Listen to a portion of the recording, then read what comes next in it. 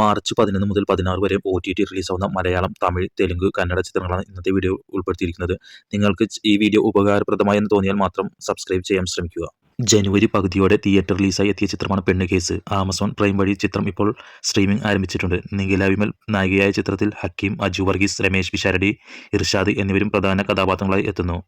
ഫെബിൻ സിദ്ധാർത്ഥ് സംവിധാനം ചെയ്ത ചിത്രം ആദ്യ ദിവസങ്ങളിൽ കളക്ഷൻ പിന്നീട് നിലനിർത്താൻ സാധിച്ചില്ല. വിവാഹ തട്ടിപ്പടുന്ന സ്ത്രീയുടെ കഥയാണ് ചിത്രം പറയുന്നത്. അനുപമ പരമേശ്വരൻ പ്രധാന കഥാപാത്രമെത്തിയ ചിത്രമായിരുന്നു ലോക്ക്ഡൌൺ. ചിത്രം ആമസോൺ പ്രൈം വഴി ഇന്നു മുതൽ സ്ട്രീം ചെയ്യുന്നുണ്ട്. ലോക്ക്ഡൌൺ കാലത്തെ കഥയാണ് ചിത്രം പറയുന്നത്. നെറ്റ്ഫ്ലിക്സ് വഴി സ്ട്രീം ചെയ്യുന്ന മറ്റൊരു ചിത്രമാണ് made in Korea. Romantic drama വിഭാഗത്തിൽപ്പെടുന്ന ഈ ചിത്രത്തിൽ പ്രിയങ്ക മോഹൻ പ്രധാന കഥാപാത്രമായി എത്തുന്നു. അജയ് ദിശാൻ, RK ധനുഷ, ലക്ഷ്മി മഞ്ജു എന്നിവർ പ്രധാന കഥാപാത്രമായി എത്തിയ ചിത്രമായിരുന്നു പൂക്കി. സിനിമ ഇപ്പോൾ OTT സ്ട്രീം ചെയ്യുകയാണ്. C5 വഴിയാണ് ചിത്രം സ്ട്രീം ചെയ്യുന്നത്. വിജയ് ആന്റണിയാണ് ഈ സിനിമ നിർമ്മിച്ചിരിക്കുന്നത്. രവി തേജ നായകനായ BMW എന്ന ചിത്രം C5 ഈ മാസം 13-ന് OTT റിലീസാവുന്നുണ്ട്. വിശ്വാക് സെൻ, കയാടു ലോഹർ എന്നിവർ പ്രധാന കഥാപാത്രമായ ഫങ്കി എന്ന ചിത്രം ഈ മാസം 13 മുതൽ OTT റിലീസാവുന്നുണ്ട്. നെറ്റ്ഫ്ലിക്സ് വഴിയാണ് ചിത്രം റിലീസാവുന്നത്. തെലുങ്കാണ് ഈ ചിത്രം, എങ്കിലും തമിഴ്, മലയാളം ഭാഷയിലും കാണാം.